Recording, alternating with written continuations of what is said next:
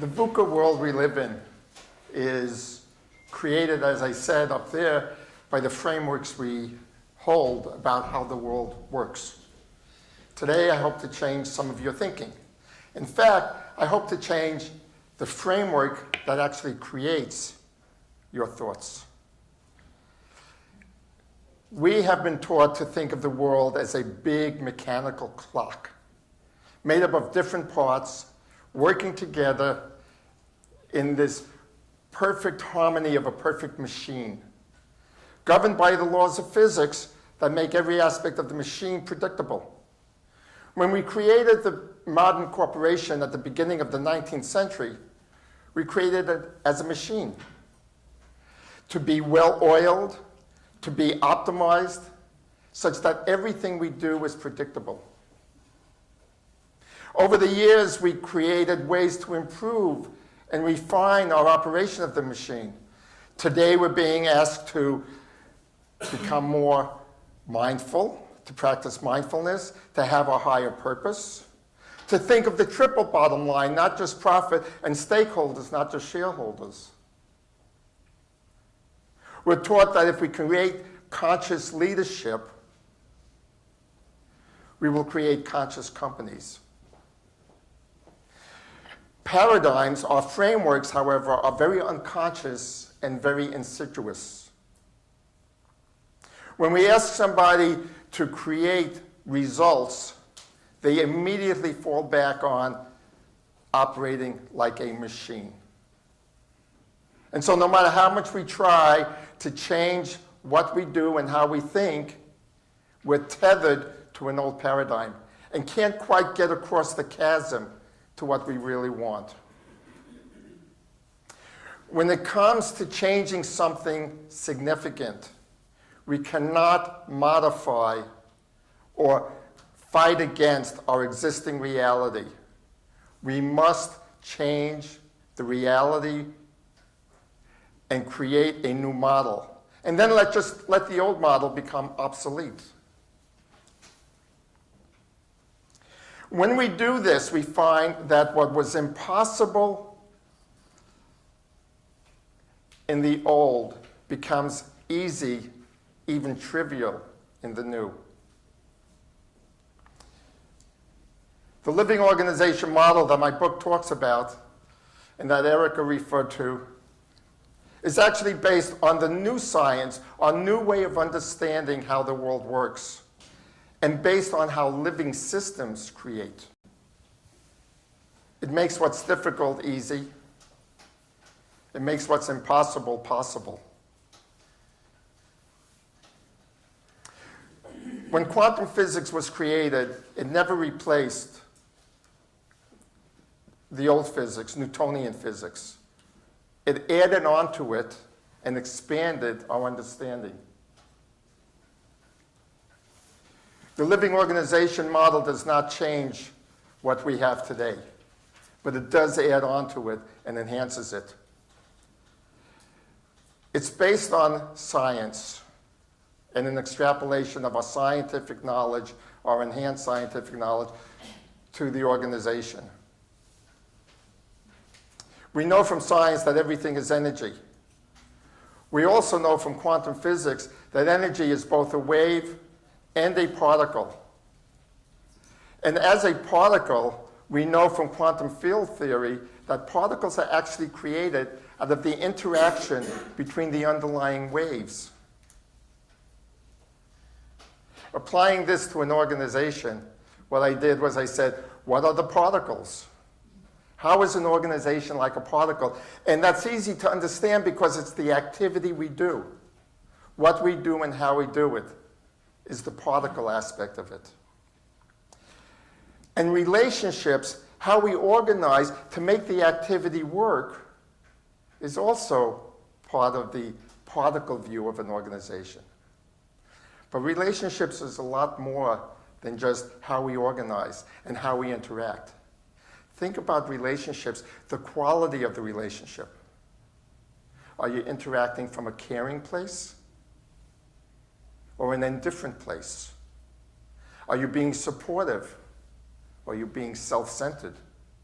the quality changes the nature of the activity. So shifting our focus. Here's a little exercise I want to do with all of you if you'll participate. Think about how we build a team. How do most people go about building a team? What do you start with?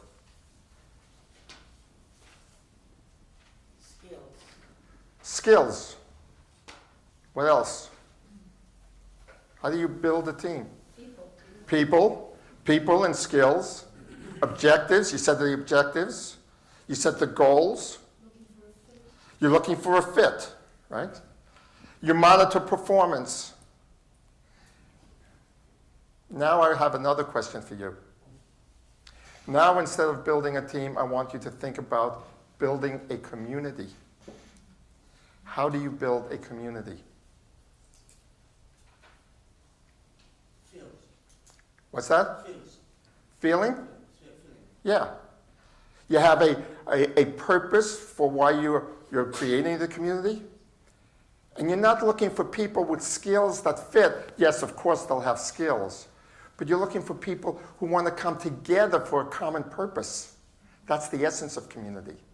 You're looking for people who support each other, right? Doesn't a community just support you? Don't you just feel like part of it? Building teams is a particle view, a machine view of an organization. Building community is a wave view. It's a quality. It's a way of being.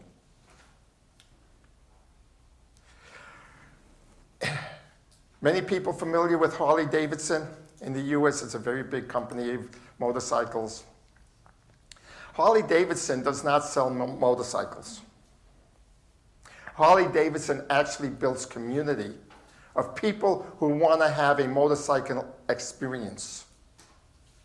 And they support those people with certain products and services and gatherings. Harley Davidson does not sell motorcycles. They build communities. So I've talked about two of the three components of the living organization model. The third component is context. Now, context is a little bit difficult to understand, so I'm going to give you the basic definition of context. Think about it as the framework that helps us understand and assess subjects, ideas, events, anything. It's what gives us meaning. It's actually what orders chaos. It's what gives order to chaos. And it's the framework by which we make decisions. Think of context like a magnetic field. You can't see it, even though it's present. Think of it like it sets this pattern of energy, this pattern that everything inside the context field, just like the iron filings with the magnetic field, everything within the context field has to conform to that particular pattern.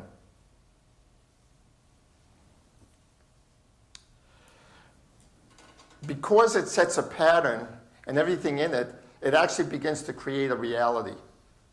And so if you combine activity, relationship, and context together, you get this sense that context is a container that defines what is and is not possible. Now, each of these fields have a different contribution to the impact we make. Activity has a linear contribution. 1 unit of activity, 1 unit of impact. Relationships, because it's both a wave and a particle, has a geometric impact. Context has an exponential impact. It is the place we get the most leverage. And therefore, if you're a leader, I suggest you learn how to manage context. In fact, the paradigm shift I'm talking about is going from focusing on activity and creating relationships to support activity, where we leave context, culture, the underlying pattern that affects everything else, we kind of leave it to form on its own. Instead of doing it this way, we do it this way. We go from context first. Let the relationships form out of the quality of the relationships we want.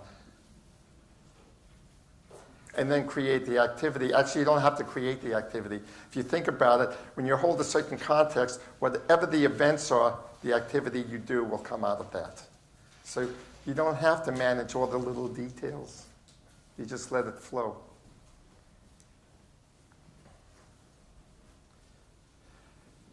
I view an organization just like an individual, and we had some conversation around this last night. Whatever applies to an individual in life also applies to an organization, because an organization really is a living entity. If you think about the organization from what we do and how we do it, it becomes a machine. Machines cannot create. Machines cannot innovate. Machines cannot respond. They have to be programmed. But a living organization, a living entity, is vibrant. And it has a personality. It has a character. When I work with clients, I ask them to give it a name, to define its personality. So let's look a little bit deeper at context. When we think about a person, we often think about the values, the beliefs they have. The beliefs drive the values, and the values drive our behaviors. Now, most people understand this. But my question is, what's underneath that line? And how does our beliefs get formed? So we start with an experience somewhere in our lives. And we want to make sense out of that experience, so we create a story. And that story gives that experience meaning. And you collect enough of these stories, these meaning-making stories, and you form your beliefs.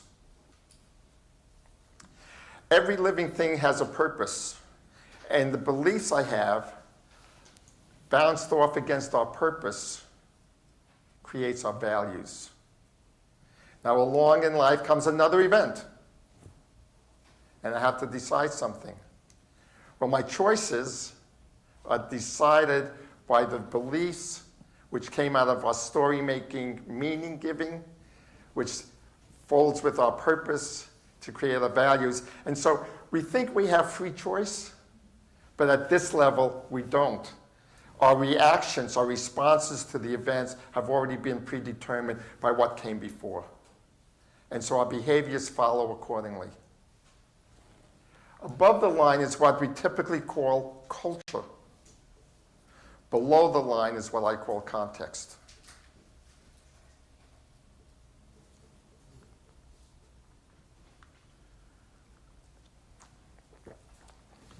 Mahatma Gandhi said, "Be the change you want to see in the world." I hope this gives you a little different view of what this means. Being. Who are you being?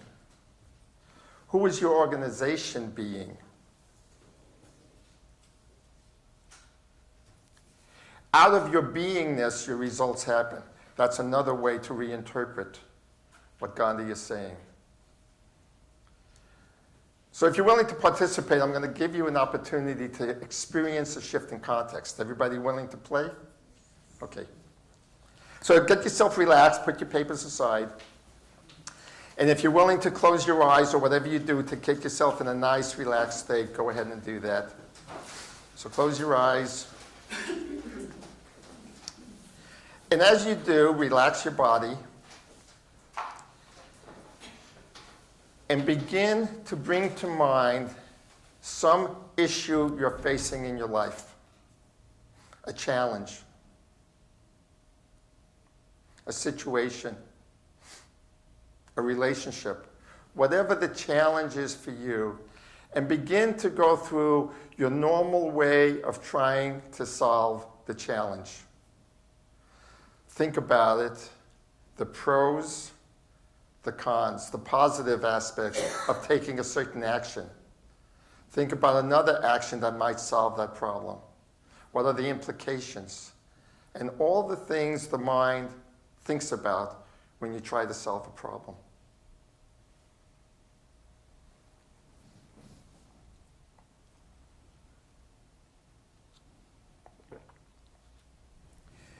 now I'd like you to take that problem for a second and put it up on an imaginary shelf off to your right. Just set it there. We'll come back to it. You'll have a chance to work with it again. And bring your awareness now back to the relaxed state.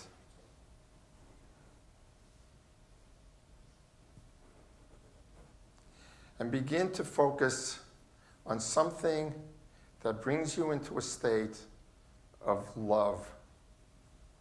You might think of a person that you deeply care about, or a pet, or a sunset, or a location.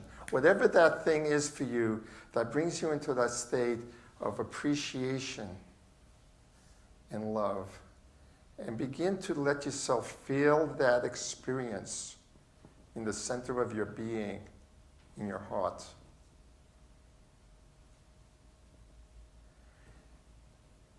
And now feel that warmth begin to radiate out of your heart through your whole body, through your arms and down your torso, up through your head and down through your legs. And feel it begin to emanate or radiate out of your body and surround you in this bubble, in this circle of energy that is peaceful, calm, compassionate.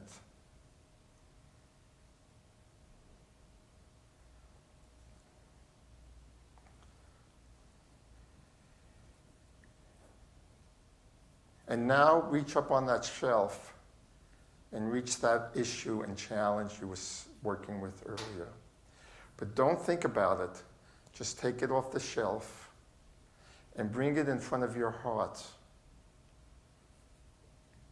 And see it not so much now as a thing to solve, but see it as a relationship to be engaged with. Listen to it. Observe it.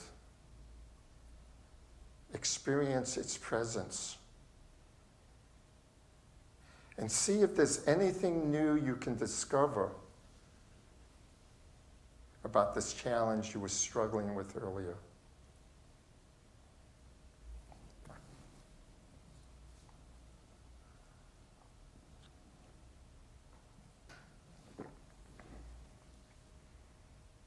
And when you're ready, thank this little challenge, put it wherever you'd like, and bring your awareness back into this room.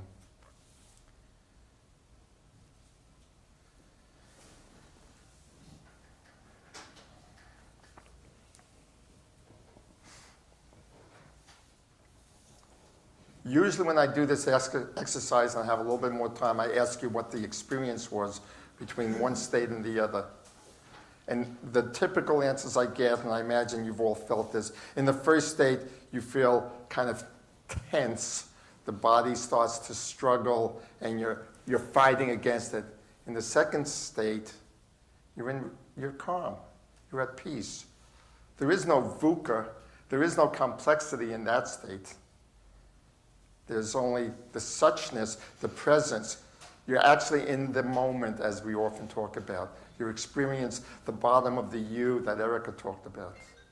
And all it took was a shifting of your context, shifting your state of being. I hope you had some insights that were useful. Can you give me 5 more because of the exercise? Thank you. So let's talk about how you create context in an organization. You start with a strategic compass, what we call a strategic compass. Now, this might look like mission, vision, values, but it has a different quality to it.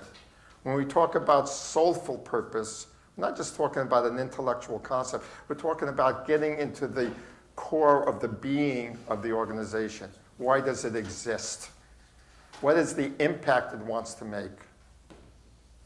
What kind of skills and talents and interests does the collective being have that makes it choose one model over another? I, as a consultant, my purpose is to transform organizations. I could have done it by being a CEO and modeling, but I choose, because I enjoy working with variety, to work as a consultant to achieve the same soulful purpose. And the most important thing is, what is the state of being of the organization? Beingness actually creates results. You cannot create a result that is incompatible with your state of being. And you can only create results easily and naturally that is aligned with who you are being. So strategic compass is not just a set of words or a plaque or a mission statement that we put on the wall and communicate to people. It's something that's actually felt. It's a song, it's a rhythm, it's a play, it's a story. There are some key living skills or some key organizational skills and personal skills that are very important to have that we teach as part of this model. First of all, you have to have all the same skills from the old paradigm. Remember, I said we add to and enhance the old way of thinking. There's a slight difference in that we look at it through the lens of context as opposed to just activity. I talked about strategic compass, and you've already experienced what I call the wisdom of the heart. I spoke briefly about storytelling as meaning making. And we begin to understand that the context we set comes out of the stories we tell. We begin to learn how to weave new stories. And so our leadership have learned how to create stories that are engaging. I'd like to say we make Shakespearean leaders who can tell wonderful stories. There's two more skills that I haven't touched on, and that's improvisation mindset. My wife is an improviser for many years, and she taught me some wonderful, wonderful skills. And I began to realize, my God, in the time of uncertainty, what better skill to have than to learn how to improvise? And there's a whole body of knowledge that have been training people for centuries on how to improvise. Improvisational theater, improvisational music. We talk about jazz. It's not just comedy improv. And there's techniques and ways to learn that skill. And the last item is what I call polarity thinking. We talk about ambiguity because how can something be A and also be B? How can it be its opposite? Polarity thinking allows us to balance paradox, to find the complement in the opposites. And when we do that, we expand our consciousness. And that's how you create conscious leaders. When you can handle what appears on the surface to be opposites. I was once sitting in a management meeting, and one of my co-executives was asking our CEO a question about, is it A or is it B? And my answer to him was, yes. He had a hard time with that. But it was obvious to me. So I want to end before we have questions on this last slide, and I have one more after this, after questions. And that has to do with shifting the role of leadership from our traditional plan, organize, lead and control, to this is the new role of leadership. Leaders have to, first and foremost, set and maintain the appropriate context for the organization. And the question they're always asking is, who are we as a collective being? They have to focus on developing people, but not just developing skills, developing the whole human being, the maturity, allow the people to grow as individuals. Building community, not teams, both inside and outside. And finally, it's always about being in service. I'll end there and entertain questions, and then I have one more slide at the end. Okay, Norman, thank you very much.